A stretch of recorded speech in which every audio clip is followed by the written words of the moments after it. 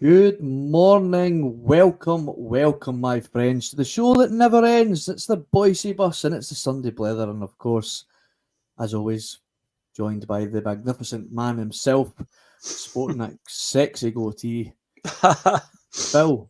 Phil, not seen your face in ages, mate. Oh, you've been doing the audio, listen via audio. Yes, I have glad to be back on, mate. I've not done a Sunday Blether in a wee while, mate. No. But yeah, we've obviously got a game to look forward to today. You know, and it's a wee preview to run up to kick-off. So, yeah, looking forward to getting back into it, mate. Yeah, well, and yes, of course, happy Easter. Who's the Indeed. snitch just giving us a wee happy Easter there? So, yes, happy Easter to everybody and Jesus. Hope you got your Easter egg. Yeah, no Easter eggs for me. I'm diabetic, so I can't be touching no Easter eggs. Oh man, just talk about that in the mood, man. Can't you have some chocolate? I know. Oh, well, man. I can have dark chocolate, but not milk chocolate, especially not white chocolate. That's really bad. That's like, oh no, that's a really bad option. Dark chocolate I can get away with just in small quantities, but yeah, unfortunately, so Easter's not a good time for me being diabetic. But there you go. Yeah. Well, before we get started, we get cracking on. Let's start getting cracking on with the show. We do all that good stuff. If you like what we do on the Boise Bus, give us a like, give us a share, slag the hair, all that stuff. Become a Boise Bus member for a small cost of $1.99. All our content is absolutely free. There's no extra content there. It's just your way to help support the bus. We make sure that everybody gets the same content. Of course, hit that wee bell notification. You'll get came up my phone there that we were live, so that's what happens when you do that. And of course, big shout out to piesports.com. Get your tasty pasty treats. You get 12.5% off the discount when you put bus 1888 at the checkout. Right, Phil, the lineup is out, so I'm gonna bring it up on screen because we can do that. Yes, indeed. Apparently, what is it? There we go. Nice one. Right, so in goals, for everyone's surprise, it's Joe Hart.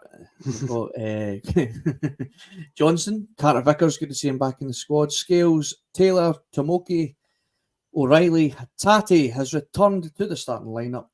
Colossal return for Hatate, Kuhn, Maeda, and Kyogo.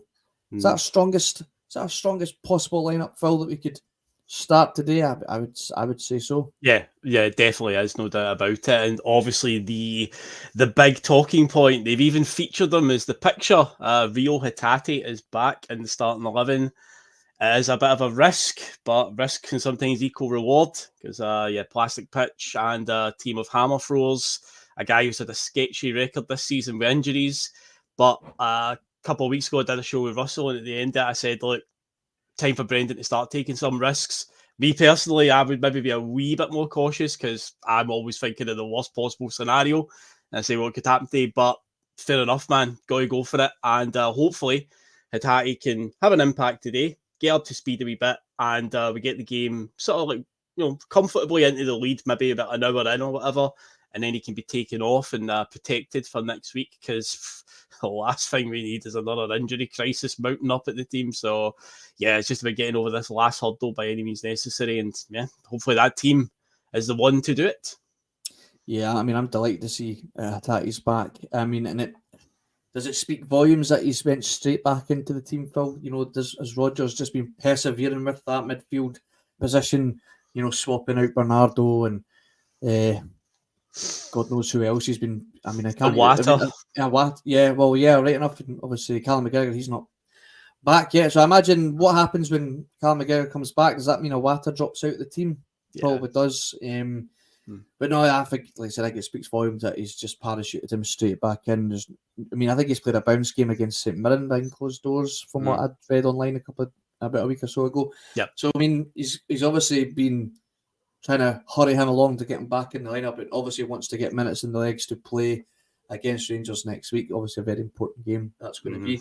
Yeah, we can talk about that later on if you just want. But yeah, I mean, it's good to have him back. Like I say, let's get him in the lineup, get him started. Hopefully, we're winning comfortably enough that we can, maybe take him off and keep him fresh, get him back in bubble wrap for going to Ibrox. It looks like I've seen not Awata, sorry. What's his name on the wing?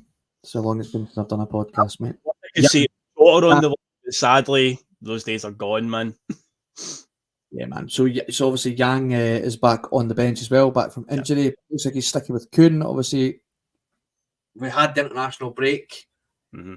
Inconvenience that international break, but we're starting to get back to our best, especially Kyogo. The team was under some momentum there, and Kuhn was starting to play with a bit of confidence. So looks like he's kept his shirt for now. Yang obviously lost his place due to the red card situation. Yeah. So he's obviously unlucky in that way. But yeah, it's now Kuhn's jersey to lose. So hopefully, knowing that Yang's back on the bench will breathe him down his neck after impressing just before that sending off.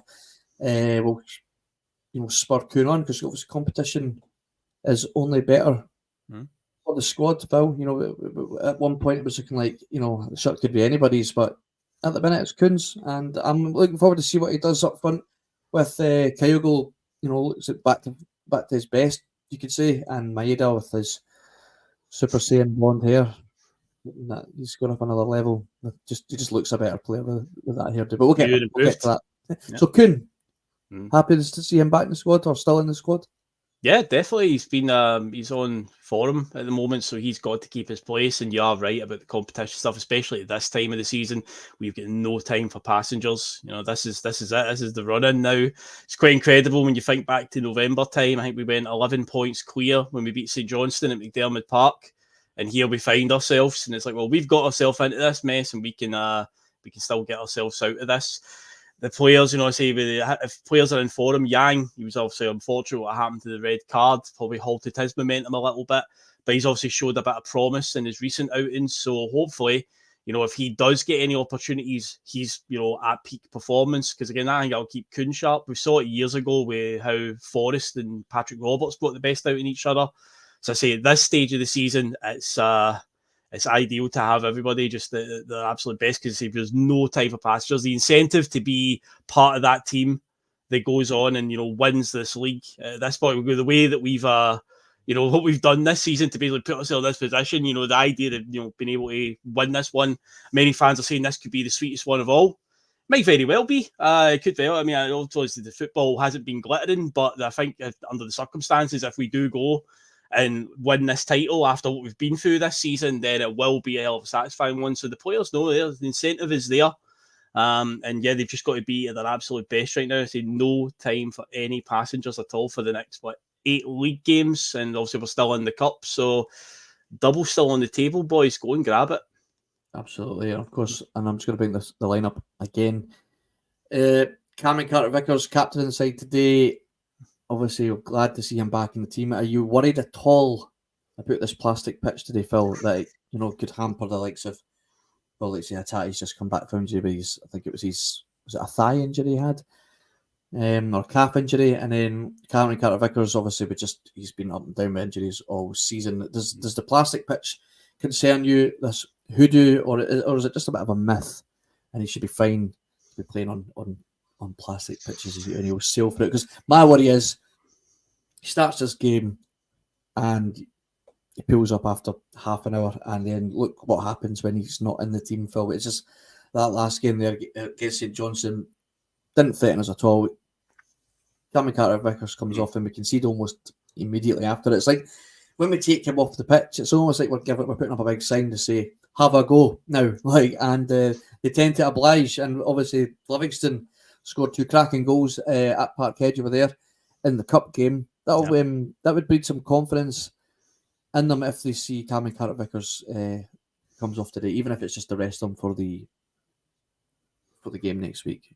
Yeah, hopefully at that point in time we are far enough ahead that it's not too much of a worry. But yeah, the plastic pitch always concerns me. I mean, I think I said plastic pitch more times than ever on Friday night talking about the game with Liam, because it's the elephant in the room. It is that thing that you will go here. Livingston are absolutely rubbish, right? They are absolutely turgid, muck, whatever you want to call them. They're terrible this season. This is finally the season I think we're going to get rid of Livingston, and many fans across the top flight are delighted about that, because they've definitely overstayed their welcome without a doubt.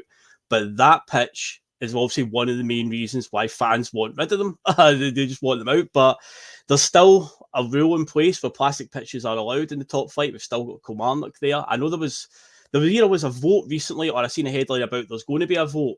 I can't remember if it's already happened or not, but about plastic pitches. It has, and I think they're getting phased out now, aren't they? Over the I think they are. I think 2026 or something. 2026, I believe all top flight teams need to have grass. I mean, that should be I'm sorry, man, but you can't run your football team without have to be able to afford a greenkeeper to keep it. I mean, like I always go back to that. I can never remember the name of the team that Aberdeen played in the cup last year, and I think they actually knocked them out. Darvel.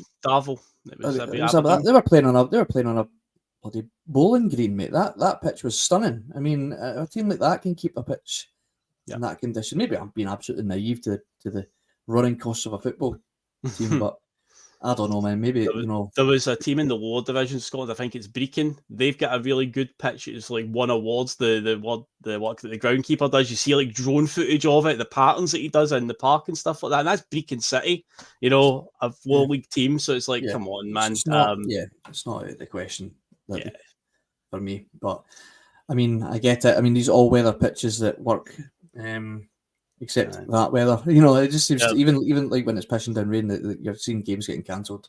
I smell the gloves saying Kelly getting rid of theirs the season after next. I believe it is a rule that's coming in. Somebody said on Friday night as well, though, that Raith Rovers are in a position to get promoted, and they, of course, have a plastic pitch right now. Yes, they do. But it's a weird one because I think Brendan Rodgers' style has never been very good on plastic pitches. Even when he was here the first time around, Killie was a ground he always struggled at.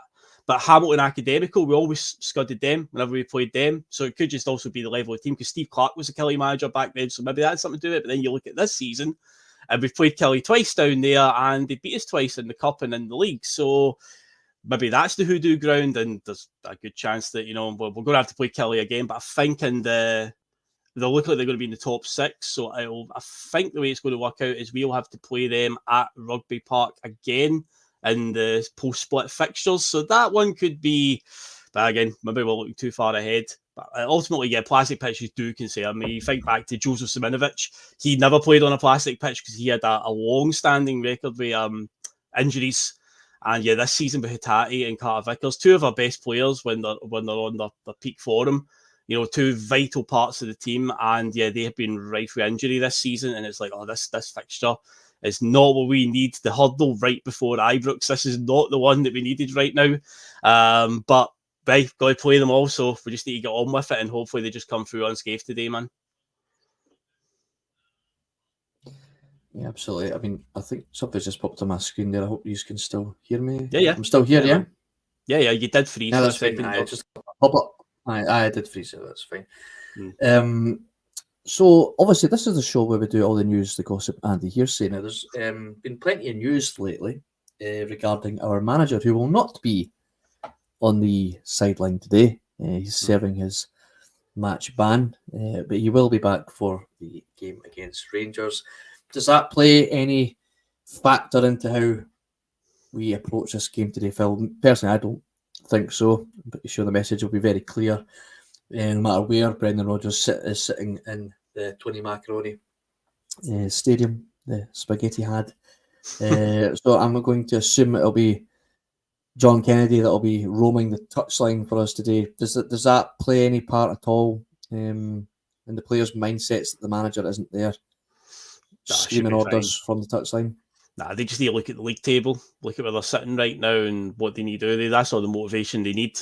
So for me, the tactics that we've worked on it in training, they'll be well briefed on what they've to do today. They played Livingston a few times this season. They know what to expect from them. So for me, I don't think it will make a huge difference today with him not being on the sideline. I was asking on Friday night, though, I don't know if the way these bans work, does it normally, I don't think he's allowed in the dressing room or something like that as well as part of the ban. Is that right? I didn't know that. I remember in the past that was part of it. I don't know exactly all the ins and outs of it, but I can remember that being part of these types of bans in the past, but I don't know if it's a severity level of the ban that causes it. But either way, when they're out on the park, I don't think it's going to make a huge difference for them. Say the motivation is there.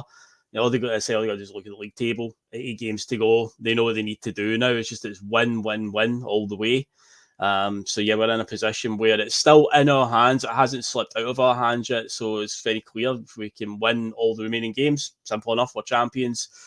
And yeah, there is also a chance that we can, win 7 of them and draw at Ibrox, or win at Ibrox and draw at Celtic Park with them or whatever. So it's still in our hands, but we cannot afford many more slips. Too many draws or losses, obviously, are just absolutely suicidal at this point. We can't be affording that. So for me, the players know what to do today. I don't think they'll have too much problem with Brendan not being there on the sideline. No, I agree with you there.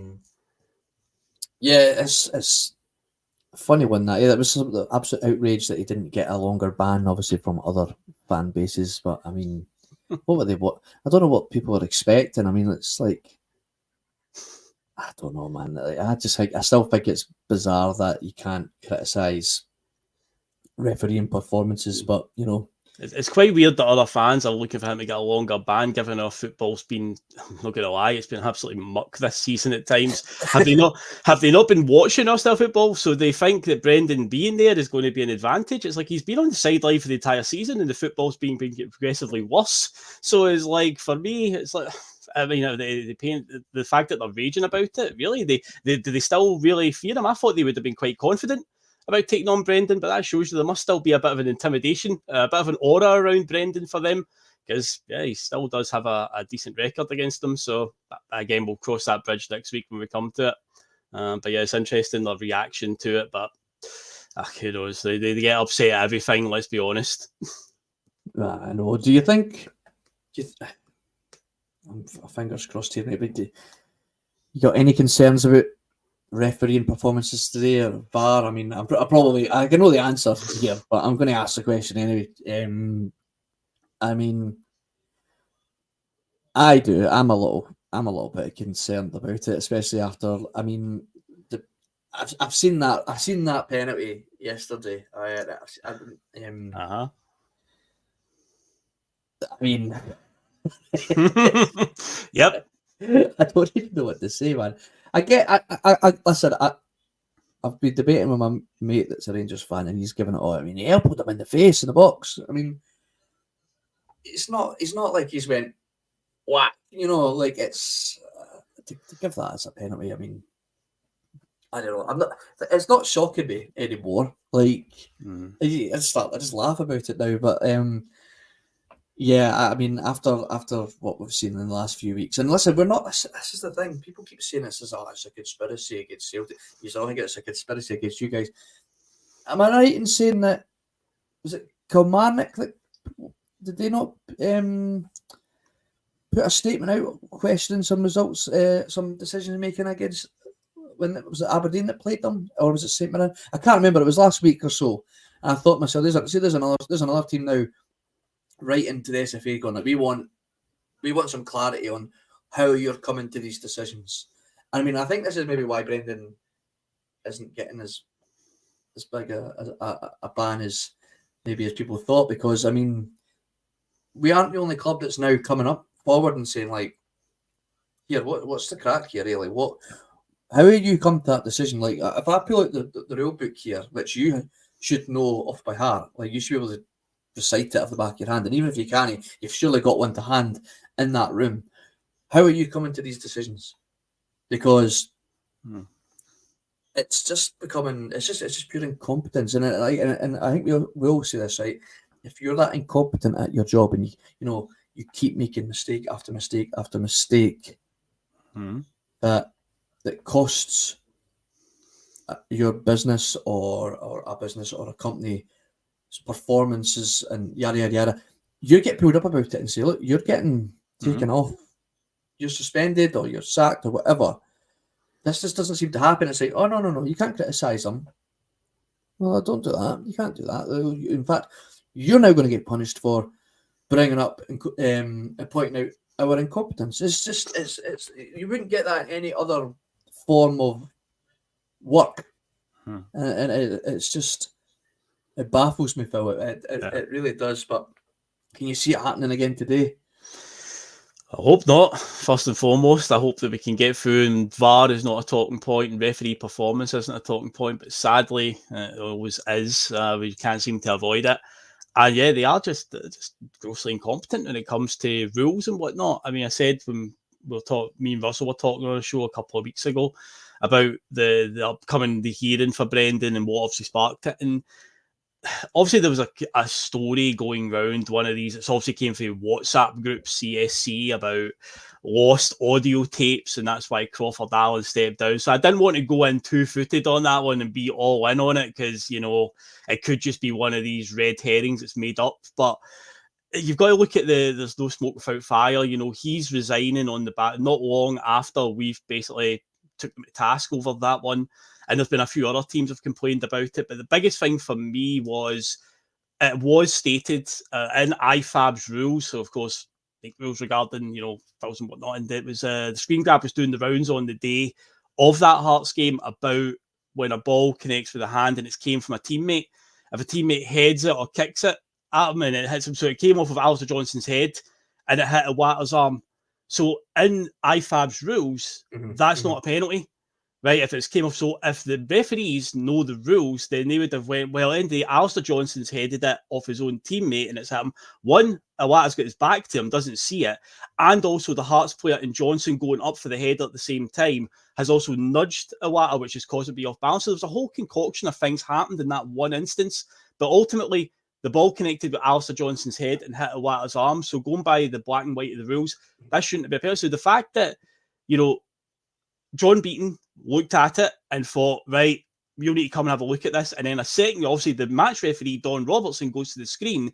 And between the two of them, they decide, aye, that is a penalty. And it's like, well, the rules say because it came off a teammate, it wouldn't be deemed a penalty. So it would be interesting to hear about what the audio did say on that one. But again, there was stories doing the rounds that the audio went missing. I don't know if that's necessarily the case. It must have, Phil. It must have, Phil, right? And this is why I think so, right? Now, that rule that you're talking about came up on Twitter or X within 2 minutes of, you know, I think it actually came up whilst they were still reviewing. Right? Somebody on Twitter was able to bring that up like that. There's no way in hell they couldn't have done the same. We need to just double check that rule. Just double check that rule, right? If Tom, Dick, or Harry on their computer or their phone managed to pull it up as quickly as that, there's no excuse why the boys who's got one job can't bring that up, right? Second of all, we've now, right, the dust is settled. That rule is there for everybody to see. That is the rule. It's not it can't be debated. That is the rule, okay? It's not up for debate. If that's the case, why hasn't a representative of the SFA just said, listen, put our hands up, we apologise, we got that one wrong? That's, you know, I would accept that, right? Because at least they've put their hands up and said, look, we fucked up. And the reason I'm saying that is, and it would take you back to earlier in the season, Ange Postecoglou's Spurs win a controversial game against Liverpool. It was so blatantly obvious that it was the wrong decision. It came up onto Twitter like that. It's the wrong decision. It's for everyone to see. There's no debate there. It's the wrong decision. I don't know how they've come to that conclusion. After the game, within 24 hours, not even 24 hours, the English FA have put their hands up and said, we fucked up. We apologise. We got it wrong. Now, they've done that multiple times the season before. Arsenal, I think, were victims of it twice. They probably would have won the league. If they, I mean, that's how cut and dry this can be, these mistakes. But at least they're coming out and going, listen, we fucked up. They even released the video again, and they released the audio of the Liverpool game of them actually saying, no, you've got that one wrong. You've got that one wrong. Shit, he's not hearing me. He's got this right. Okay, we fucked it, right? They've released that. So why hasn't the SFA just come out and said, look, we're sorry, we've absolutely fucked it. We got that one wrong. Here's the audio to even, you know, to like even if they could prove that they were like there was a confusion, like in the Liverpool game, that there was a confusion. Saying, no, I don't think that's right. I don't think that. Shit, all right, it's too late. We've played on. Just like what happened to Liverpool, they can't even release that, which tells me that's not what happened. and they don't want the audio to be released because there's no real reason, because of the evidence shown in the Premier League that it can be done by just saying, we're really sorry, here's the audio to show you that we fucked up, and we know we fucked up. There you go, hands up. The SFA can't do that. And that's why something's happened there. And I do believe that is why he's been sacked, because either it's if it's not down to getting rid of it, so nobody will ever hear the fuck up or the cheating or whatever you want to call it, they've went, right, well, it's incompetence, and how could you possibly have deleted that? Listen, you're sacked. Yeah, well, no, that's no smoke without fire, and it is a fair shout. Exactly, that's it. That's the crux of it. There's no smoke without fire. But you can't. You're not telling me they've lost the audio. What do you mean you've lost the audio? You not got a recycling bin on that computer, man? Is it not there? You cleared that, like. Yep. You can pull back everything now, man. You could, like, nothing's not attainable if you deleted it on your computer. You're not telling me they can't get someone in and go, nah, mate, it's here, a couple of clicks, and there you go, you've restored it. You better put it out on Twitter and let them know you fucked up. Nah, there's something fishy going on there, Phil. But hey, it's done now. Like, we move on. There's no point in going on and on about it. It's done now. Like, I mean, we were chronic that day as well. I mean that's it, man. We didn't miss the refs didn't miss the penalty. Either missed the penalty, a penalty that we probably shouldn't have got. And I said it before. If you're going to miss 5 at your last 10 penalties, then maybe maybe you don't deserve to be at top of the league. But and that's if he puts that penalty away, it's a difference. Yang doesn't get sent off. The penalty, I think I said at the time, was I know it's a poor penalty, right? But he does go down the middle and the keeper saves it with a trailing leg. The keeper's actually dived the wrong way. If he put just a wee bit more power on it or just a little bit of height on it, he scores. It was fine margins. The keepers went the wrong way and had a trailing leg save it. It's like, oh man, no luck there. But it is what it is, man. And yeah, the Yang, red card, and then it just got from bad to worse that day. And it was one of the ones just file under. We just move on because it was a shocker of a performance, and we can't afford any more of them now. I would sort of bring up this comment here because he's spot on. AJSC Tech. Penalties are too easily given. Not every foul in the box should want a penalty. I mean, I agree with that. Like, I feel like it is becoming far too easy to get penalties, even for us. I mean, look at how many penalties that we've got that we haven't put away this season. Well, again, apparently statistically, we have had more penalties this season than Rangers, but the reason why that stat never registers with anybody is because we're so chronically shite at them. That's why. See if we were actually scoring them every single week, it would suddenly, you go, oh God, Celtic get so many penalties, they were terrible at them. It's not a guaranteed goal for us. We are just absolutely shocking at them, man. Which is abysmal. I mean, you should be missing a penalty. If you're 12 yards out, a free shot at goal, you really shouldn't be missing them. But man, we are cursed at penalties. And it's been a long thing for years. This goes back a long time. We are terrible at them, man. Even when players leave, they still manage to miss very decisive penalties. I believe Giacomakis' penalty or missed penalty cost Greece a place in the Euros this year. So good to know he's keeping up with traditions even after he's left. Yeah, he was quite poor at penalties when he was here as well. Remember the infamous one against Livingston in the last minute? I think he missed one and was no play that friendly against Everton out in Australia, the one that we made a big brouhaha about, big tour at Australia.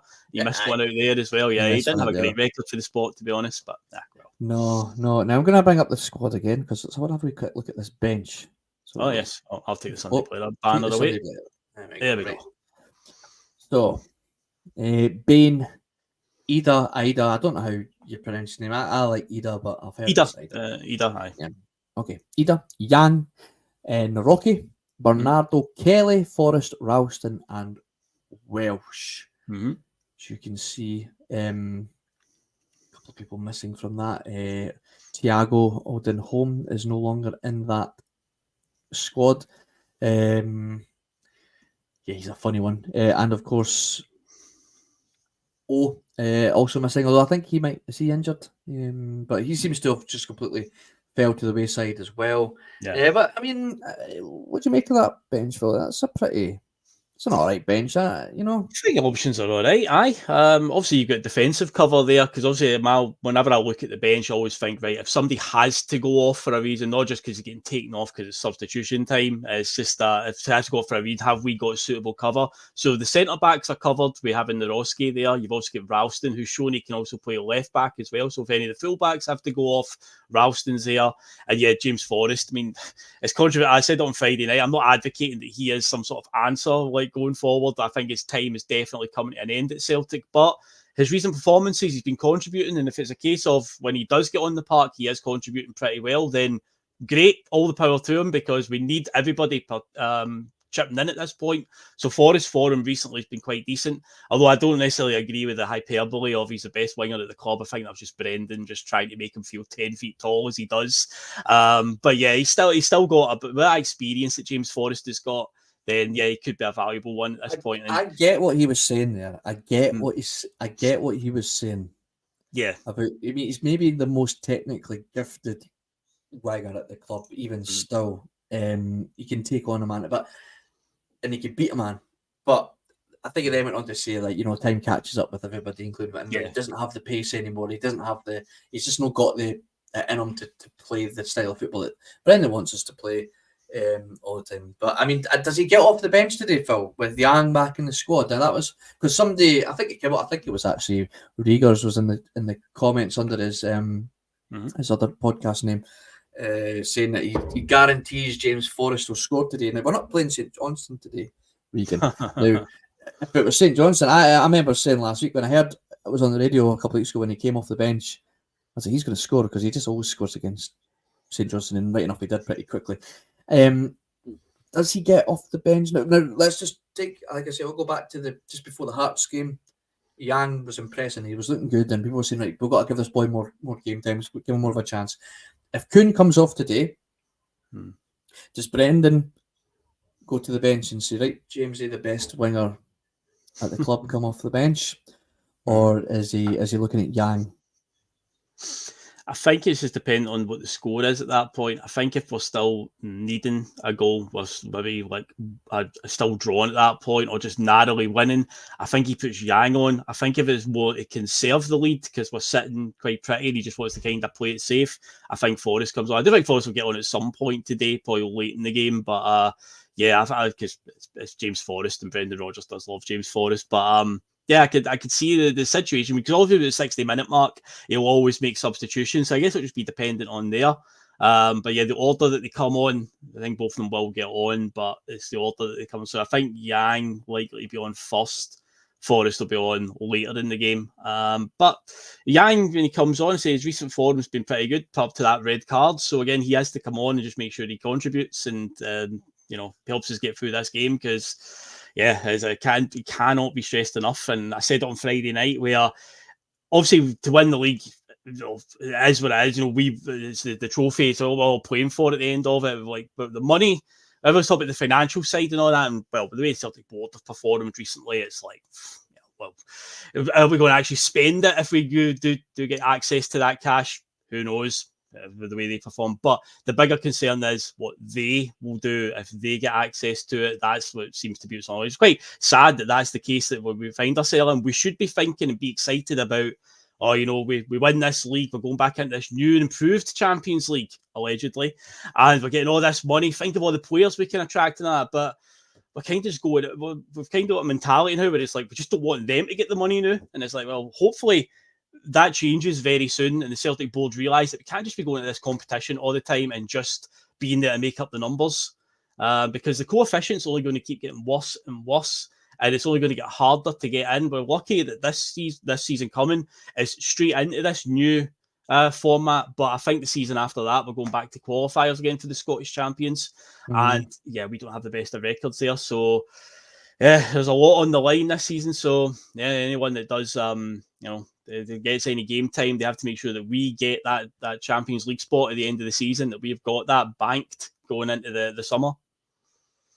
Isn't that a funny one? Because like I'm listening to you talk about like obviously the money that we'll get if we win the league, being in that new format, the Champions League.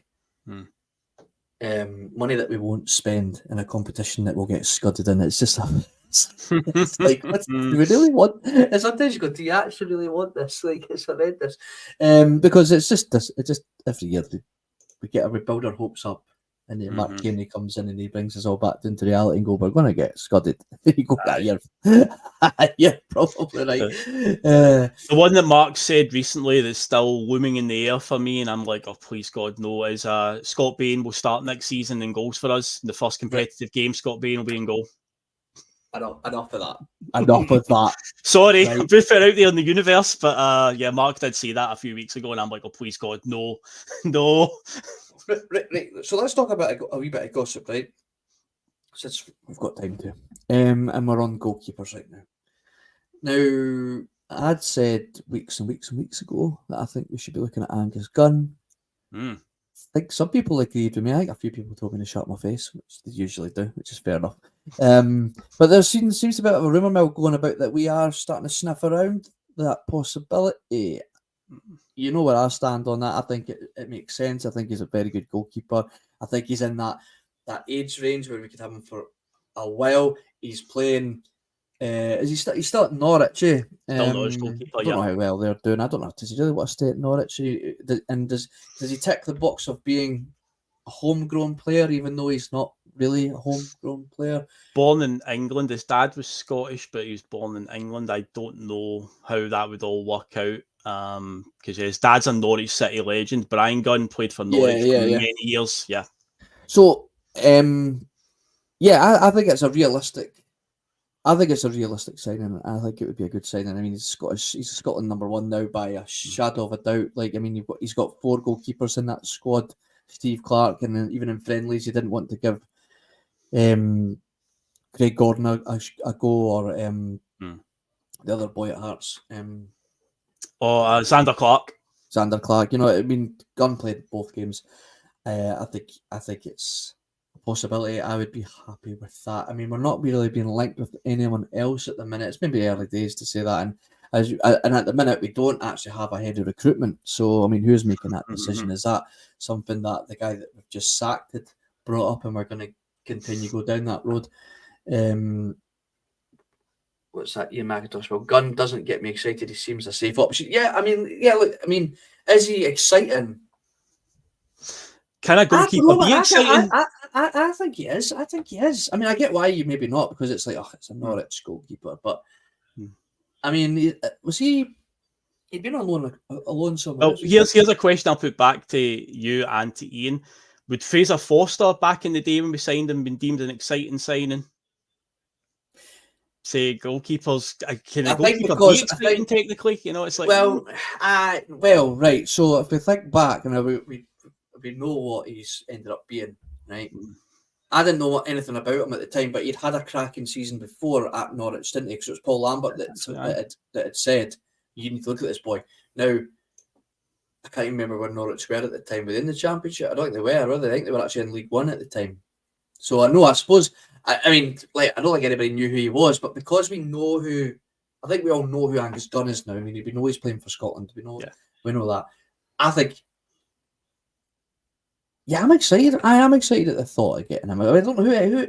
This is like, I want a goalkeeper that's playing on British shores, right? I don't want us going and looking at another keeper playing out in, mid-table Italy team or Greece, or I think when you're looking at a goalkeeper, you need somebody that's already maybe playing British-based football. Yeah. You know what I mean? And I think a Championship, a well-performing player in a decent to mid-range Championship team isn't a bad shout. Or like, I mean, Terry was always saying, we took a third-choice goalkeeper from Newcastle. There's surely half-decent third-choice goalkeepers out there. I know a lot of people are wanting Keller. I think he's way out of the equation now, performing way too well in the FA Cup for Livingston. For Liverpool. Livingston, wish.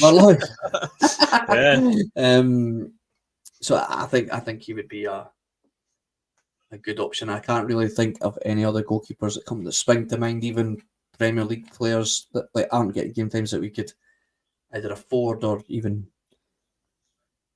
I don't want to say attract, because I mean, but there's definitely an attraction there. I don't care what anyone says, like Celtic Football Club, and that's not looking through green tinted glasses. Like, I mean, come on. Yeah.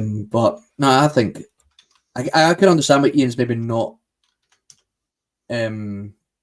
might not be excited about it. But I think, like he also says, it's a safe option. I think that's a safe. I think it's definitely a safe option. I think you're getting a good goalkeeper there. And Ian's saying that he still wants the Liga Warsaw keeper. I don't know who that is, so I can't comment. But yeah, I mean, it's worked in the past, isn't it? Taking a keeper from Poland. Angus Gunn, I'd be all over that. For me as well, he's another one to be top of my shopping list. But the problem you've got right now is it's all going to depend on how Norwich's season finishes. Because right now, I can tell you they are 6, and that means they are in the playoffs. They are 4 points clear of the 7th place team. So if Norwich get promoted, and of course, Norwich are a yo-yo team. I think the chairman themselves even said we're a top 26 team in England because they yo-yo that much between the top end of the Championship and the bottom end of the Premier League. And that is going to be the deal, because then the players want to play in that league. As much as a lot of Scottish fans will look at it and go, it's overrated and all that, it is still the big one. You know, it's the league that you want to be in. You're playing against some of, if not the best players in the world. You know, you're testing yourself. But for me, he's a good. He's good. I think Norwich would still, if they did stay down in the Championship, I still think they would want quite a decent fee for him. I'm not talking like Keller, what Liverpool want for him. They're talking like 20-something million or whatever. That I don't think they'd want that. But for me, a goalkeeper is a big investment, because it's not a position that you change every single week. You know, a goalkeeper, a number one keeper, we pay say we pay like 10 million for this guy, right? Maybe he becomes our record signing, right? Because people were talking about us signing that Livakovic a year ago, the Croatian keeper, talking 6-7 million, which would be quite a big outlay for a keeper. But if Celtic were to pay roughly about that for this boy, you may look at it and go, whatever. But for me, I think that's a good investment, because you'll have him for a good few years. And I think he's still got sell-on value, because they look at what Fraser Forster did. He came up here, played well, and then we sold him back down to an English team. So I think it would be a good investment there. But obviously, as we know, goalkeeper is top of the shopping list right now, because Joe Hart is obviously leaving. He is retiring, and yeah, for the love of God, Celtic, do not prove Marc Cairney right on this one that Scott Bain is going to start the season and goal, please. So for me, I would like us to go for Angus Gunn, but again, it's going to be so dependent on how Norwich finish the season, and yeah, they are currently sitting in 6th place, so they are in the playoffs, so they could be up. I'm looking at the contract that he signed. Well, I don't have the actual contract in front of me. I'm not that privy. Wow. Listen, I've just phoned up his agent. I've got his contract in front of me here, Phil. And what it says is, right, Norwich paid an initial fee of around 5 million in 2021, with the first instalment being of 2.5 million. So Norwich are paying up in instalments. Southampton hope to earn around 7 million in total, depending on certain clauses being met. Right. That was in June 2021. It was a 5-year contract. 5-year contract as well. So I think you're looking, no, a 4-year contract, sorry. And apparently his annual average salary is around about 1,300,000 a year. You're looking at what? At starting at 8-9 million. If I think Norwich should be looking to. Yeah, well, I just said I threw 10 million out there. I said we pay 10 million for this guy. It may seem like a big outlay, but for me, I say goalkeeper is a niche position. It's a very vital position. It's like we've got one number one keeper, and ideally you want to keep him in goal for the entire season. So for me, I think it's a good investment to spend big on a goalkeeper this summer. You know that you're getting something good. That's what I would definitely prioritising that. This obviously we've got to prioritise it, but in terms of the spend on him, I wouldn't be settling for going down the project route. Or we can get this guy for 1 million. He plays in some obscure league on the other side of the world. It's like no. You'd rather go for somebody who's playing. I agree with you about playing a player on the UK shores. I'd go for somebody else. So yeah, Gunn for me would be a good option. But let's just hope that the Celtic recruitment team, whatever state it's in right now, are doing their due diligence and are drawing up many shortlists. I hope. Well, another player that we may need to be replacing, and maybe we already have, I don't know, is obviously Matt O'Reilly. I think he's away in the summer. Whether it's Atletico Madrid now, I don't know. I don't know if they're going to come back in for him. Who knows? You don't think so? No, don't think it'll be Nah. Atletico. I think you'll get a move away from Celtic, and it will be obviously a much better league than the Scottish Premier League. But yeah, I don't think it'll be Atletico. I think but hey, I might be surprised, might be shocked. He'll be spewing. He will be spewing if he doesn't get moved to Atletico Madrid. I think he's probably Premier League bound, Phil. I don't know. Mid-table, I don't know, maybe Wolves, Southampton. I was going to say Wolves as well. That was the first one that sprung to my mind. I don't know why, but he'll not be going to Spurs because I think he burnt some bridges there. Now, obviously, Bernardo, it's looking like we have perhaps entered talks to get that a permanent move. Some people are saying that that's the most likely replacement for Matt O'Reilly, but I don't want to say that because then I don't feel like we are replacing Matt O'Reilly. I just feel because then we've got to find somebody to replace Bernardo, if that makes sense. Because it's like, well, we already had him, and I mean, would I be happy with Celtic spending $6 million on a player? Yes. $6 million on that particular player? I don't know. It's a funny one. I mean, Matt O'Reilly won't go to Wolves. Nah, he probably won't, mate. I don't know why that club just popped into my head though. Another player that we're being. I'm jumping ahead of myself. Bernardo. Are you happy with that? Are you? I mean, at 1 minute I was like, then we were discussing it off air previously, saying I don't think he's worth signing, and then he had that little spell. He scored against Rangers. He'd scored the week before against Dundee. He was starting to look like the player that we were hoping we were getting, but it seems a wee bit of a flash in the pan. Phil apparently captained the under-21 Portuguese side and scored in the international break. So, I mean, there's definitely a player there, Phil. But would Matt O'Reilly leaving make him grow as a player? Because obviously would probably get more game time, I imagine. He's very similar to Matt O'Reilly in a sense. I think they're almost too similar. They look exactly the same from a distance. Do you think he'll flourish with Matt O'Reilly leaving? Do you think he'll benefit from that? Do you think that's maybe what Brendan's thinking and Celtic's thinking, going, look, we've seen enough to know that there's a player there, but maybe Matt O'Reilly being in the squad is actually a hindrance to Bernardo, and that's the long-term plan. Do you think that might be the case? I do think Bernardo would be a good signing, but we need to sign more than just that. So you're right, because the two of them play in the same team, like they actually play in the same starting 11. It's not like 1 week this one plays and then the next week he's out and the other one comes in. They have actually been in the same, team together many times this season. I think Bernardo is a good player. We just haven't seen his full potential yet. But again, I think that will come because you look at the season that Edward had on loan and obviously he was the Dembele replacement that many people didn't realise was in the door before Dembele left. Because I remember when Dembele did leave, I was like, oh, we've not replaced him. And it's like, actually, we have. He's been in the door for a year now. We were basically trying him before buying him. So I think it's a bit of a similar scenario to that. But with the midfield being the way it is, it's not like the forward line, Dembele and Edward, we always should play one up front or one through the middle. Midfield, we play usually three in the middle of the park. So I'd be happy for us to make Bernardo's deal permanent, but we need more than that. Because at the moment, Odin Thiago home isn't exactly getting, developed. I do have high hopes for Kelly, though, Daniel Kelly, because if you notice, he came in at the turn of the year into the match day squads and he got some token minutes, or what I thought it would be token minutes against Bucky Thistle, because it was Bucky. But he's been in every single match day squad since then. And it's like, Brendan, I think, sees something in this boy. This is like a bit of a rarity, because obviously we talk about the B team and not producing much, and we haven't had a good youngster coming through in a wee while. But I think he's one for the future. If he's developed right, I think he could be one to keep an eye on.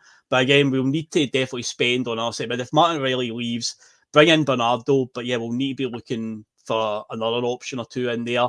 Well, and of course, as we've seen this season, time is catching up with Callum McGregor. All the game time that he's been playing, because there was a point in time where McGregor played more football in a calendar year than anyone, I think, in Europe or something like that. It was like 60-something games he played across the course of a calendar year, and it's like, he can't be maintaining that. So again, the midfield is going to be such a vital place in the summer to be looking.